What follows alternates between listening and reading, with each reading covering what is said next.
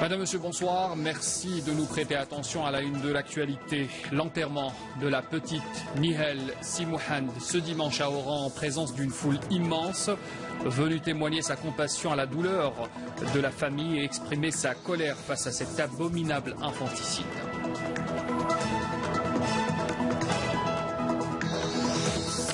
Dans l'actualité aussi, le groupe public algérien Imetal détient désormais la totalité du capital des 3 entreprises détenues auparavant par ArcelorMittal. Le document a été paraphé en présence du ministre de l'Industrie et des Mines Abdeslam Bouchouareb, en faisant savoir que cette opération n'a pas donné lieu à une transaction financière. L'industrie se diversifie à Bourj Bouariri, on se tourne vers les matériaux de construction, l'agroalimentaire, mais surtout l'industrie du plastique. Un reportage à suivre dans ce journal.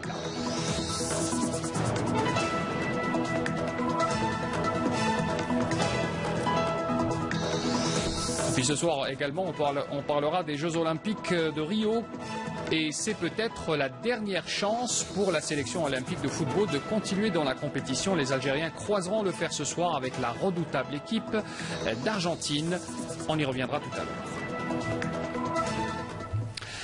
Et avant de développer ces titres, le président de la République, Abdelaziz Bouteflika, désigne Mourad Medelsi, président du Conseil constitutionnel, pour le représenter à la cérémonie d'investiture du chef de l'État tchadien réélu. Cette cérémonie qui aura lieu demain dans la capitale tchadienne N'Djamena. Mourad Medelsi sera accompagné de Ramtan Lamamra, ministre d'État, ministre des Affaires étrangères et de la coopération internationale. La petite Nihal, enterrée donc aujourd'hui à Oran, une foule immense de citoyens s'est jointe au cortège funèbre jusqu'à son inhumation au cimetière de Ain al-Baïda.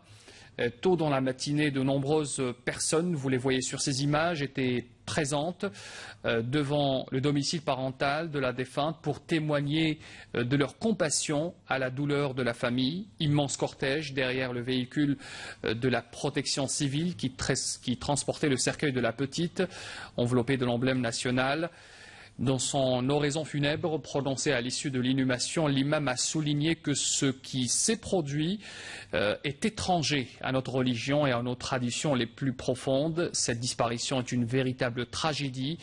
Prions Dieu d'aider les parents de la famille et la famille de la défunte à surmonter cette douloureuse épreuve.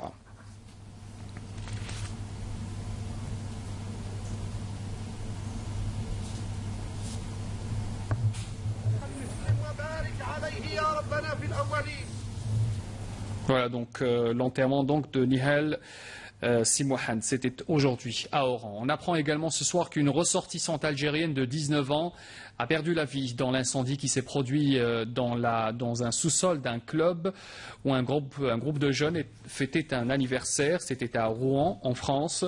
Le porte-parole du ministère des Affaires étrangères confirme cette information. Il s'agit de Sarah Messaoudi, née le 20 février 1997 à Roubaix, qui figure donc parmi les victimes de ce sinistre. 13 personnes ont perdu la vie et 6 autres ont été blessées dans cet incendie.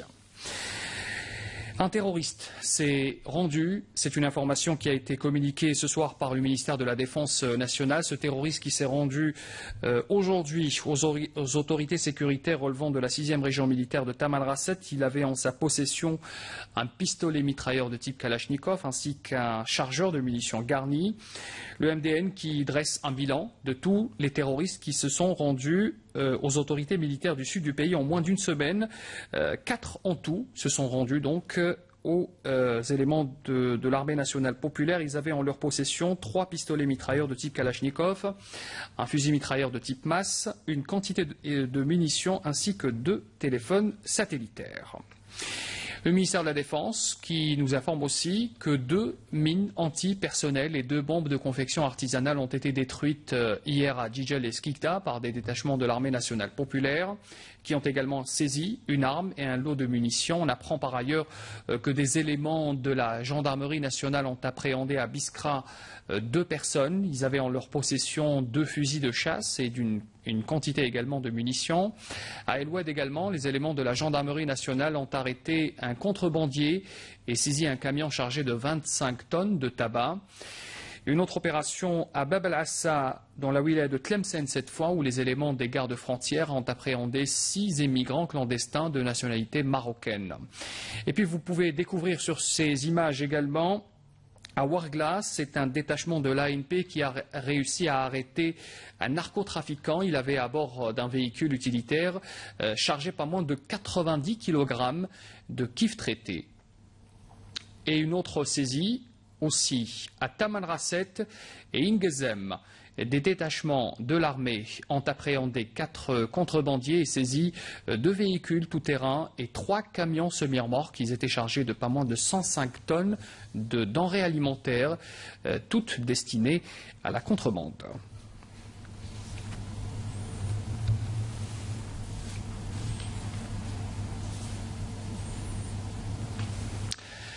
Autre titre de l'actualité ce soir, c'est cette signature du groupe public algérien Imetal qui détient désormais, grâce à cette signature dont on y reviendra dans un instant, et qui détient désormais la totalité des 3 entreprises détenues auparavant par ArcelorMittal. C'est un document donc, qui a été paraphé en présence du ministre de l'Industrie et des Mines, Abdeslam Bouchouareb, le ministre qui a fait savoir aussi que cette opération n'a pas donné lieu à une transaction financière. Les détails avec Salam Kasser. L'accord a été signé par le PDG du groupe industrie métallurgique et sidérurgique Imetal, Ahmed Yazid Touati, et un représentant d'ArcelorMittal, Ramesh Khotari. Ainsi, Imetal détient désormais la totalité du capital de chacune de ces 3 entreprises. Aujourd'hui, ces 3 entreprises, avec l'entreprise des pipes, seront totalement national et donc le capital sera totalement national. Et donc nous venons de le concrétiser, ce qui va donner une autonomie totale à Al-Hajjal pour réaliser son plan de développement qui doit l'amener à 2019 à 2 200 000 tonnes par an. Commentons cette opération. Abdeslam Bouchouareb a considéré que cet accord était très important pour le gouvernement qui place le développement de la sidérurgie et de la métallurgie au centre de son programme économique. Avec l'autonomie totale dont jouit dorénavant le complexe d'Al-Hajjar, ce dernier pourra mieux réaliser son plan de développement et améliorer sa production. Ce qui va donner une autonomie totale à Al-Hajjal pour réaliser son plan de développement qui doit l'amener à 2019 à 2 200 000 tonnes par an. Pour rejoindre les objectifs tracés par le gouvernement qui sont à 12 la production d'acier entre 12 et 13 millions de tonnes à l'horizon 2020. Abdeslam Bouchouareb a écarté l'idée de compression du personnel et a appelé les travailleurs à prendre conscience de l'importance de la tâche qui les attendait, à relever le défi pour tripler la production de l'usine dans les années à venir. La bataille n'est pas simple, alors le challenge maintenant il est chez eux. Et ils en sont responsables et aujourd'hui, il n'y aura aucun prétexte qui sera mis en face pour venir justifier le manque d'atteinte des objectifs. Et en tout cas, en tant que ministre de l'Industrie, je veillerai à ce que les intérêts suprêmes du gouvernement, de l'État algérien que je représente, et ceux de l'entreprise soient entre des mains responsables. Des perspectives et des objectifs devront être atteints dans les années à venir et placeront l'Algérie parmi les leaders dans le domaine de la sidérurgie. Voilà donc une couverture signée Saïd Toubel avec ce commentaire de Salem Kasser. Restons avec l'industrie pour parler de Borj Bouarerij, qui est connu déjà pour ses performances dans la filière électronique. C'est une wilaya qui est en train de s'affirmer dans d'autres domaines et dans d'autres produits, notamment les matériaux de construction, l'agroalimentaire, mais aussi l'industrie du plastique. De nouvelles zones industrielles sont d'ailleurs créées pour favoriser ce nouveau créneau d'investissement, bien sûr. Reportage sur place, Abdelmajid Bakassi. C'est une wilaya industrielle par excellence. Elle compte parmi les premières à travers le pays. Connue déjà pour son pôle électronique pilote, Borj Bouarerij ne cesse de créer des zones industrielles et d'activités pour l'investissement dans des secteurs aussi variés que les matériaux de construction, les produits agroalimentaires que l'industrie du plastique. Des zones industrielles pour créer de l'emploi et de la richesse et ralentir un tant soit peu la dépendance de l'étranger. Comme vous le savez, la wilaya de Borj Bouarerij est un pôle industriel émergent qui dispose d'un portefeuille foncier assez important, composé d'une zone industrielle dont installés au niveau du chef-lieu de la wilaya et des 10 zones d'activité.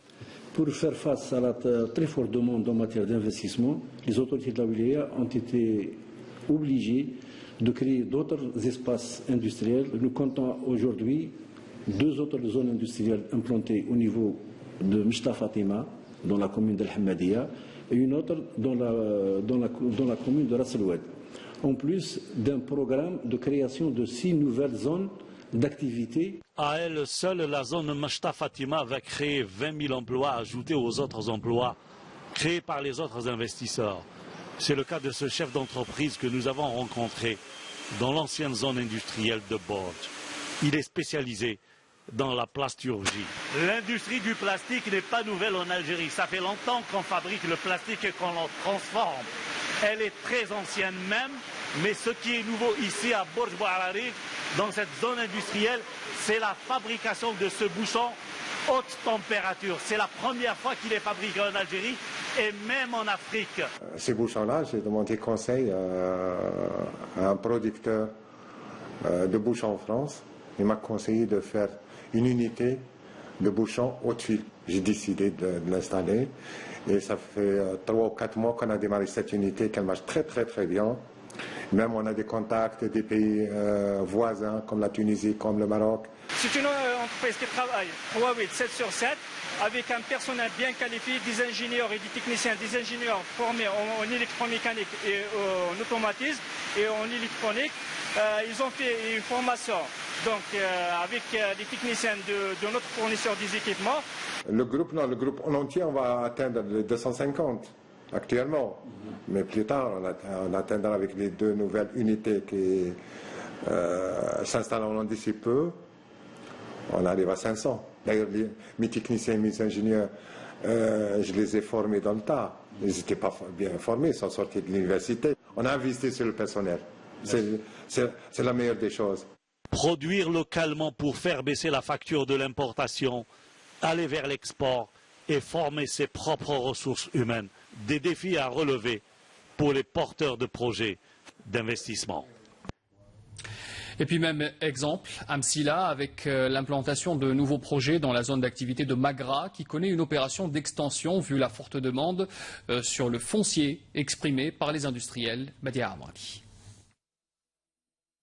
Grâce à l'expérience acquise et au nombre sans cesse croissant des entreprises qualifiées en nombre de 76 employant plus de 10 000 employés et ingénieurs spécialisés, la zone d'activité de Magra Amsila est devenue un pôle national de production du carrelage et des matériaux de construction.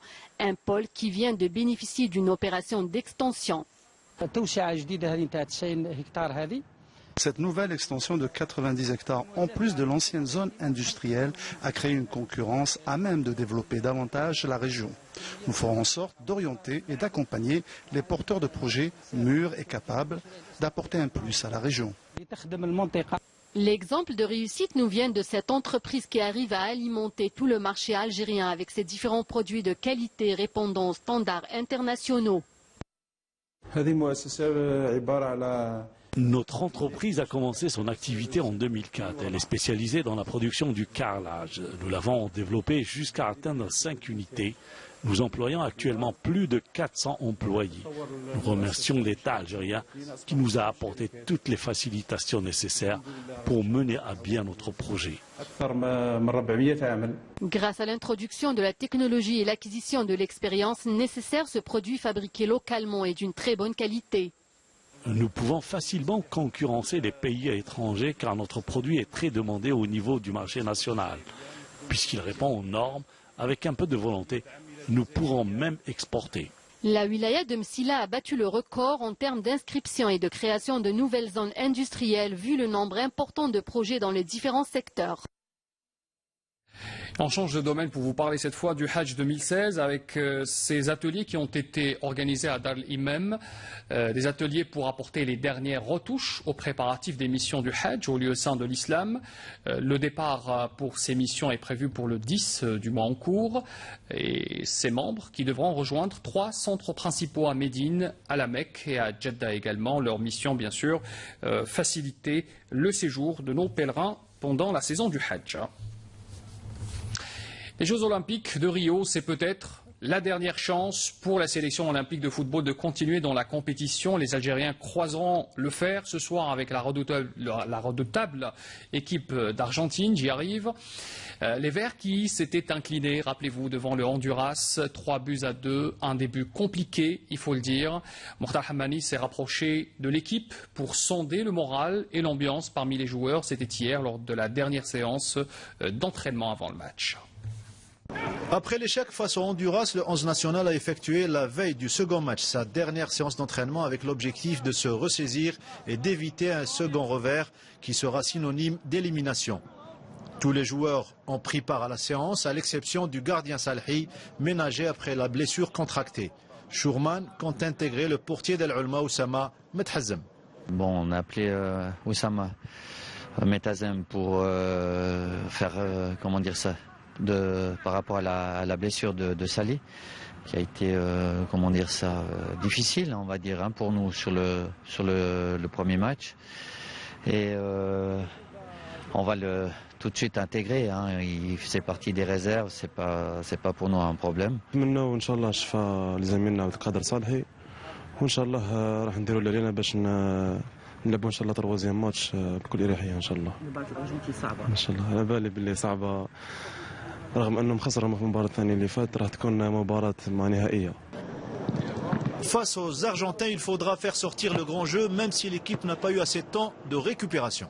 Maintenant, pour le match de l'Argentine, on a préparé, mais les temps ils sont courts, hein. On a 2 jours seulement entre les matchs et c'est vrai que c'est pas si facile de travailler. C'est plus des repères, c'est plus de choses qu'on travaille sans trop d'intensité non plus. Et on leur souhaite bonne chance pour ce match prévu ce soir. On reste avec les Jeux Olympiques avec le résumé des autres disciplines. D'abord en boxe, l'Algérien Zohir Qaddash, 69 kg, a été éliminé dès les 16e de finale face à l'Irlandais Donnelly Steven. De son côté, Reda Benbaziz, 60 kg, a composté un peu plus tôt son billet pour les 8e de finale en battant l'Égyptien Abdelal Mahmoud Andelal. Aujourd'hui, j'ai boxé le premier combat. C'était vraiment un peu difficile le combat parce que toujours le premier combat est difficile et on va faire le maximum pour le deuxième tour avec le Russe. Et le Russe, j'ai boxé avec lui en WSB, la World Series of Boxing semi-professionnel. Voilà. Et je pense que je vais faire mieux, Inch'Allah, en prochain tour, Inch'Allah. Pour la participation de notre boxeur Qaddash au niveau des 16e de finale, je pense qu'il a mal mené son combat. On a donné des instructions lors, c'est-à-dire de la minute de repos, pour qu'il puisse essayer d'avancer et de faire de sorte de toucher l'adversaire. Et là, ses coups n'étaient pas précis. Je ne dirais pas que c'est un manque d'expérience, mais là, c'est une pression. C'est une pression de la compétition à elle-même. Donc les Jeux Olympiques, c'est pas facile. Vous savez tous que les boxeurs qui viennent pour participer, ils sont un peu, comment dire, stressés. Et ils ont peur surtout du premier combat. Hélas, mais ce n'est pas le cas de Benbaziz, qui a pris son combat en main dès la première minute. Donc je crois que le comportement des deux boxeurs sont différents. Et puis on a été un peu moins chanceux au judo. L'Algérien Houd Zordani, pour les moins de 66 kilos, a été éliminé en 8e de finale en tournoi et en perdant face au Mongol Davadorj Tumuklek. كانت مباراة شوية صعيبة ونتحصل على كثير من الألقاب ودرت اللي عليا وما كسبتش. الحمد لله يا رب. اللي ما ربحكش بسهولة يعني حتى الثواني الأخيرة. نعم أنا شغل نتعارفوا أنا وياه، ما نخدم معاه كثير. ما كتبت لناش. On rappellera bien sûr que dans cette discipline au judo, les Algériens sont au nombre de 5 athlètes, dont une dame, Sonia Assalah. J'espère et on espère bien sûr que les autres auront plus de chance. On termine avec l'escrime, avec l'escrimeur algérien Hamid Victor Santés, qui a été lui aussi éliminé au 32e de finale du tournoi du fleuret masculin individuel pour ces Jeux Olympiques. Il a perdu face au Britannique Cruz Richards, 15 touches à 4. Le Britannique, 5e mondial, qui a disputé déjà les 3 dernières Olympiades. Et on rappellera bien sûr que l'escrimeur algérien n'a pas pu rivaliser devant ce Britannique et bien sûr cet escrimeur qui n'a pas eu de compétition pour les 3 dernières années. On écoute également cette déclaration. Malheureusement, le résultat et le score, ça reflète toutes mes autres rencontres que j'ai eues par le passé avec lui. Voilà, c'est vraiment un adversaire que j'arrive pas à surmonter, quoi. Vous parlez du problème de taille, est-ce que ça a fait défaut aujourd'hui? Ouais, c'est exactement ça, quoi. Je me suis jamais senti à distance de toucher. Et c'est là où il est tellement fort là-dessus. Il est très grand, il y a une différence de taille entre nous deux. Et en plus, il a une tellement bonne notion de la distance qu'il arrive à me toucher. Alors que moi je suis vraiment trop loin pour aller le toucher. Et voilà, il arrive à garder toujours cette distance-là entre nous et c'est très énervant à tirer pour moi. Non, vraiment, c'est très dommage parce que nous avons fait une bonne préparation. Bon, il a essayé de trouver des solutions voilà, pour les battre. C'est un escrimeur très expérimenté, l'anglais. Voilà, nous avons essayé de trouver une solution, mais voilà. Le coach et l'athlète, ils ont adopté une tactique pour le match, ça n'a pas marché, mais je tiens à remercier Hamid parce qu'il a fait un grand parcours, un grand combat pour porter les couleurs algériennes. Je lui ai dit, il ne faut pas qu'il baisse les bras. Ce n'est que le début d'une grande aventure et je suis sûr que ce sera une belle aventure. Voilà, on espère de meilleurs résultats pour les prochains jours. C'était la dernière information de ce journal. Merci de l'avoir suivi. Je vous souhaite une très bonne soirée et je vous dis à demain.